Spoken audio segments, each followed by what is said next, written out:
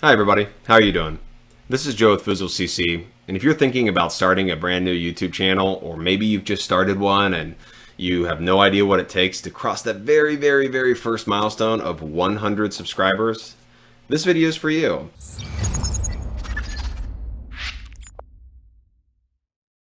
So, 100 subscribers.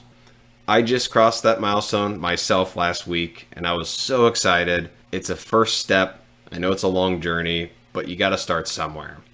And to reach that 100 subscriber mark kind of feels like, hey, you know what? I'm really going in the right direction. So just started, or maybe you're just thinking about starting one in the future. Hopefully this will give you some context as to what it took to hit that very first milestone. I'm going to go through 3 sections today. The first section is going to be my YouTube analytics and all those good numbers. So hopefully it gives you the context that you are looking for and maybe why you search for this video. The second thing I'm going to cover is some hardware and software that I thought was maybe some good upgrades or required upgrades along the way.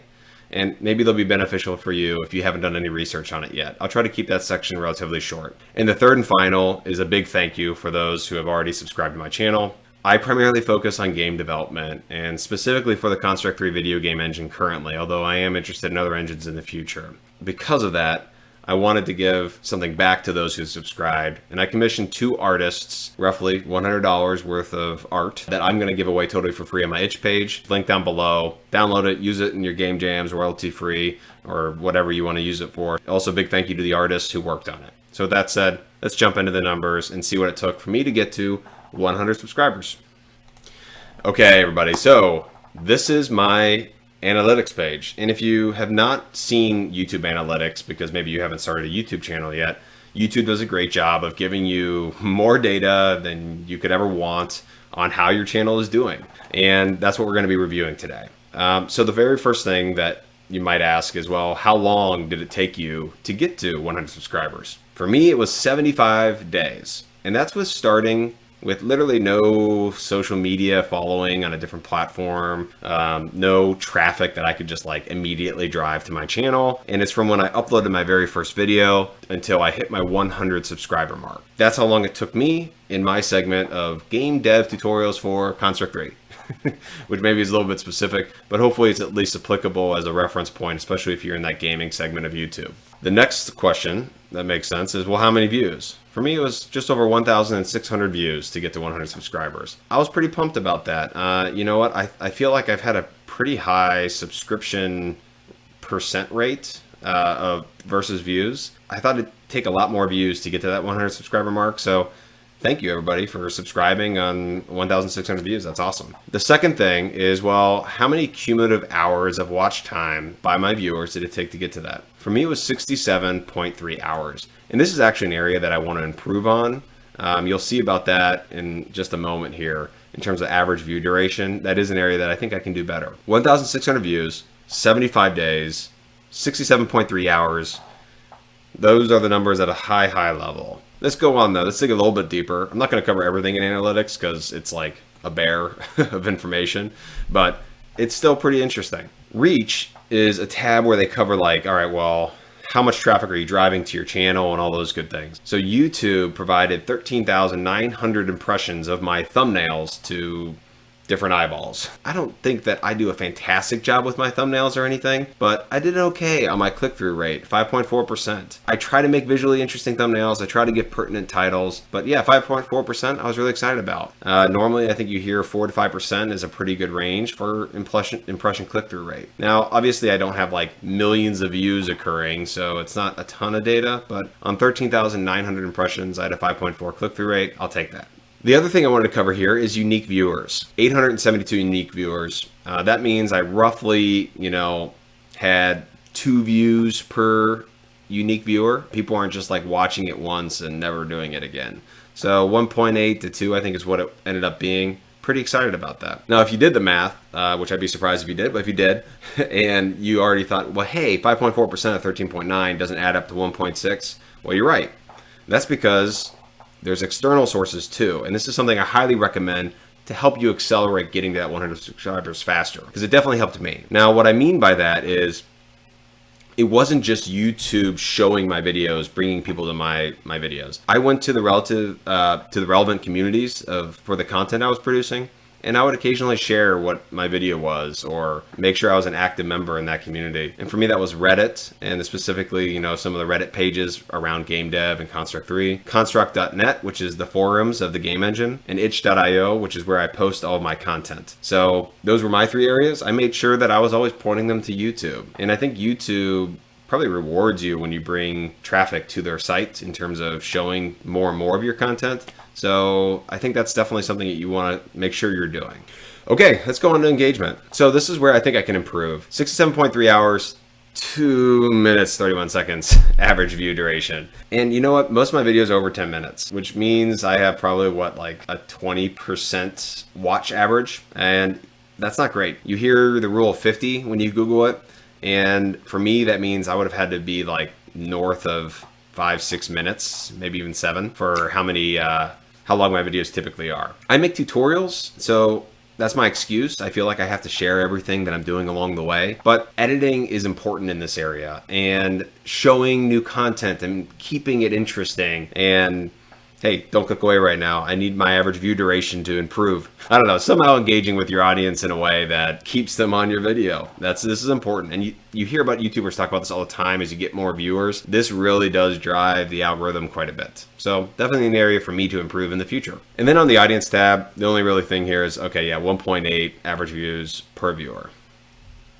So that was my set of numbers, and hopefully you found that useful. YouTube Analytics has just a mountain of information. I'm still learning it. But as a new YouTuber, or if you're thinking about starting a YouTube channel, it's definitely something that you just kind of need to look at, and it gives you feedback, which is super valuable. I mean, who doesn't love feedback? In my area, we make games on game jams, and like, it's the most exciting thing in the world when somebody says, yeah, you're doing a great job on your games, and this is what I would do different.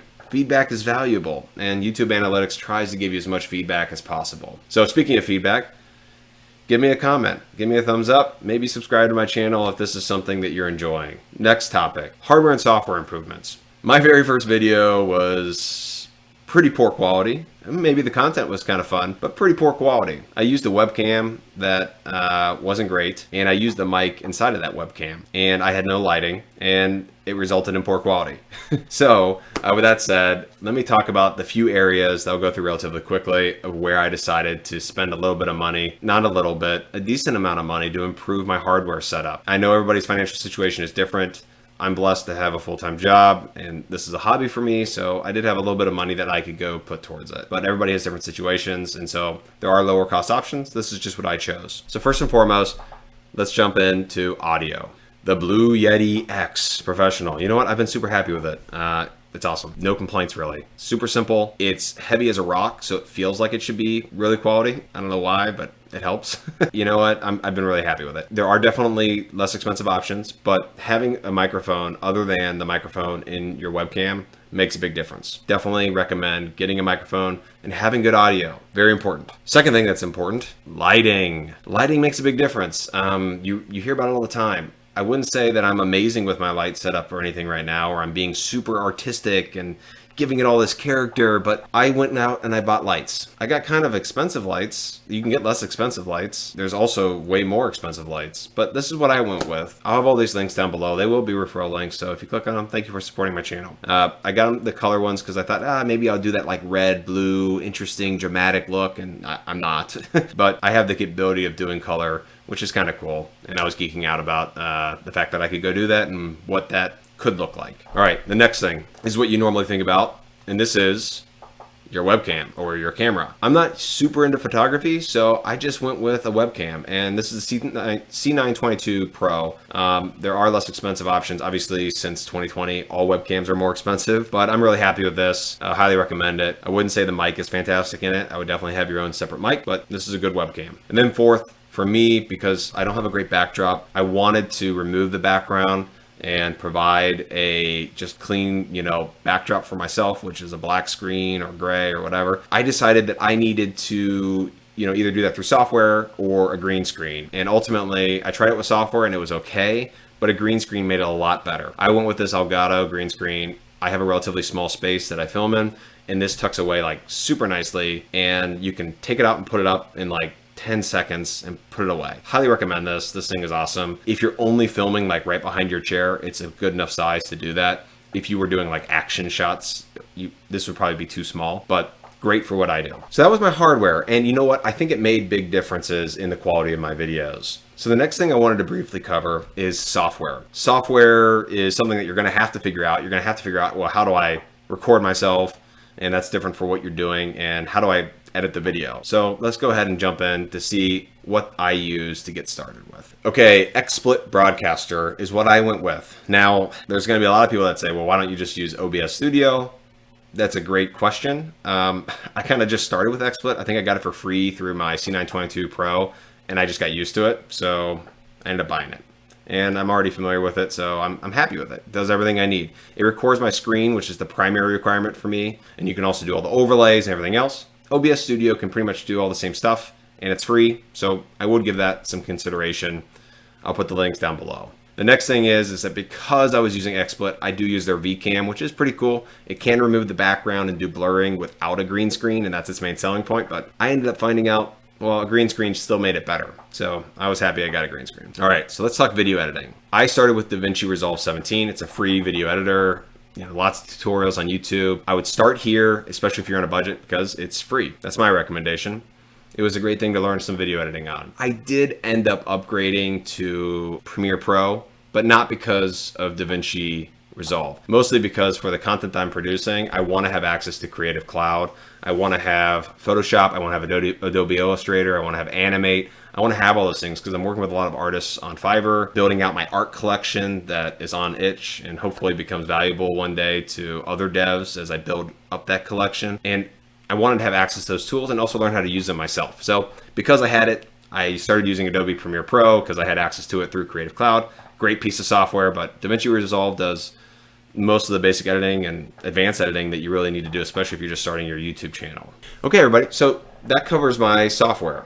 And this last section that I'm going to jump into is really just a big thank you to those who have subscribed to my channel. And that is I worked with 2 artists on Fiverr to commission some artwork for free as a big thank you for those who have subscribed to celebrate my 100 subscriber milestone. So first and foremost, thank you to those artists for producing great assets, and thank you to those who have subscribed. Really, really appreciate it. Let's jump in and see what we commissioned. So starting with the artists, because the artists deserve the recognition here. V. Holoborodko did a fantastic job. Highly recommend working with him. Super easy to work with, very communicative, and did a fantastic work. Definitely consider giving him a chance if you need some assets for your games. And he produced a great set, which I'll have up on my itch page, a chest and key set. I mean, chests are ubiquitous in games, used in store screens and everything else. So hopefully you guys will find this useful. I'm going to post it up on Itch. I'll have it both with and without the glow behind it. And it does come with themed keys, which I thought was kind of a fun touch. So feel free to use it either in your platformers or also just as store artwork. Give it a download. Use it in your games. Use it in your jams. Use it in your prototypes. Do whatever you want with it. Okay, the second artist was Ray Monkey. He did some pixel artwork for me, and he did a character, and I thought he did a great job. And he was totally willing to work with me and try different animations until we found things that we liked. So thank you so much, Ray Monkey. Great job on your asset pack. If you guys like his style, give him an opportunity to produce art for your game. Purple Mage. This is up on Itch, so give it a download. It has 8 animations. I mean, great character for a platformer. Who doesn't like a mage throwing fireballs around? And an extra attack animation with this like sphere kind of going outward, and you can probably combine that with the fireballs to go in all sorts of different directions. So for those who are my game dev subscribers, feel free to use this free in your games. Go to Itch and download it and use it in your jams. And one last very big special thank you to Vimlark, who's an awesome YouTuber in this game dev space.